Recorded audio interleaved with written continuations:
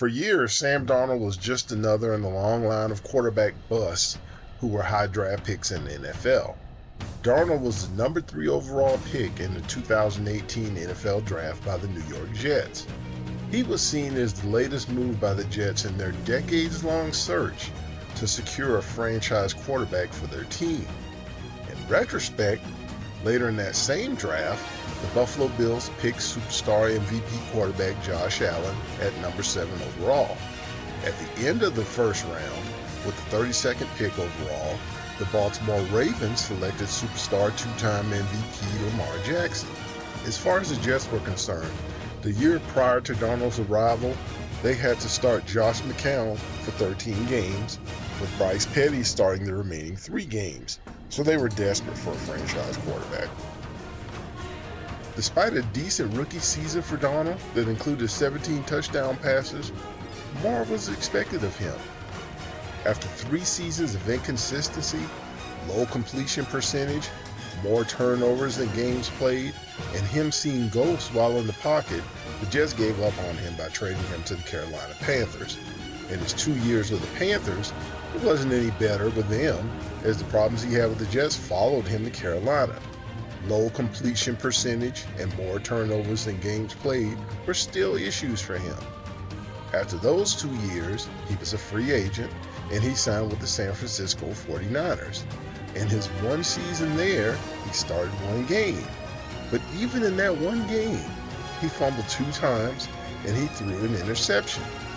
One positive that he would later say he got from being with the 49ers was learning about preparation from head coach Kyle Shanahan and starting quarterback Brock Purdy.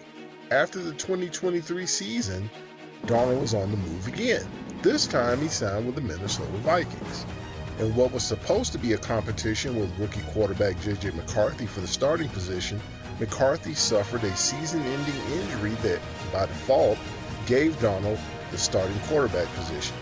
Once he got it, he surprised everybody by having by far his best season ever. Not only did he lead the Vikings to 14 wins, he also threw a career-high 35 touchdowns, and he also had career highs in completion percentage, passing yards, and passer rating. Perhaps most importantly, he limited his turnovers, throwing only 12 interceptions and losing 6 fumbles all season. However, in the playoffs, signs of the old Sam Darnold resurfaced as his team lost 27-9. Darnold didn't play well, throwing an interception while also losing a fumble.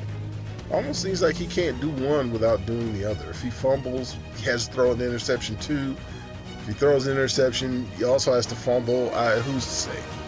After the season was over, Darnold was a free agent again. At this point in his career, he had started 73 regular season games. He's only won 35 of those games, and he's had 99 turnovers. That's not even counting the fumbles that he had that were recovered by his team. Those are the ones where he actually changed possession. We're going to take a break from the story right now to ask you to like, subscribe, comment, hit the notification bell, and repeat. Now back to the story. The team that he had just led to the playoffs, the Vikings, were hesitant to pay him his asking price to return to the team. Besides, they were looking forward to J.J. McCarthy returning from his injury in 2025. They still had high hopes for him, so there was no need to overpay for Sam Darnold. At one point, prior to the end of the season, experts around the country were speculating that the annual salary Darnold expected to receive from any team that wanted to sign him in the offseason was going to be about $50 million a season. That turned out to be a laugh because everyone else saw what we saw. No one was going to pay him that kind of money. Darnold would wind up signing with the Seattle Seahawks for 3 years and $100.5 million. Even at an average of a little over $33 million a season, that's not a bad price to pay for a starting quarterback in today's NFL. However, even though they signed him, the Seahawks protected themselves because if they wanted to, they could move on from him after only 1 year after having invested $37.5 million in him. If the Seahawks are interested in merely treading water, signing Darnold is understandable. However, this is a team that narrowly missed winning the division title as well as making the playoffs. Last year's quarterback, Geno Smith, had a cap hit of just over $26 million. His cap hit in 2025 would have been around $31 million. Perhaps the team was either afraid that they wouldn't be able to get Smith to sign a reasonable extension, or perhaps they didn't see themselves getting better with him as their starter. Either way, while it's possible that Darnold might be better than Smith was, something that Darnold had in Minnesota will be severely lacking in Seattle. With the Vikings, he had one of the best receiving corps in the NFL, consisting of arguably the best wide receiver in the league in Justin Jefferson, a good number 2 receiver in Jordan Addison, who caught 9 touchdowns, a safety valve and tight end TJ Hawkinson, as well as a good number 3 receiver in Jalen Nailor. In addition, they had a 1,000-yard running back in Aaron Jones, and the Vikings averaged 25 points a game, which was 9th in the league. Conversely, the Seahawks lost 2 of their top receiving targets after trading DK Metcalf and releasing Tyler Lockett. While they signed Cooper Kupp, at this point in his career, Kupp's been injury prone, and it's a mystery as to exactly how many games he'll even play. The combination of he and Jackson Smith-Njigba is nowhere near as good as what the Vikings had. It's not even as good as what the Seahawks had just last year. Additionally, while the Seahawks have capable running backs, Kenneth Walker was their leading rusher last year with only 573 yards. Their running game obviously needs to improve in order for Darnold to be as effective as he could possibly be. Meanwhile, while their defense had moments, it wasn't as dynamic or as opportunistic as Minnesota's was.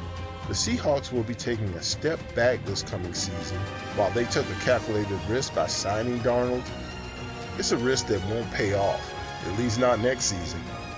Last year, he was set up for success with outstanding offensive talent, as well as a good defense.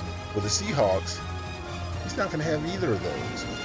And he'll be expected to lead the team to victory, not just ride on the coattails of great talent or a good defense. Look back on his time with the New York Jets to see how that's going to turn out. Good luck, Seahawk fans. You're going to need it. Thanks for coming to check out our story on Sam Darnold and why Seattle Seahawks signing him is going to be a mistake, why it already is a mistake. We appreciate you coming to check us out, taking the time to listen to us. Thanks again, and see you soon.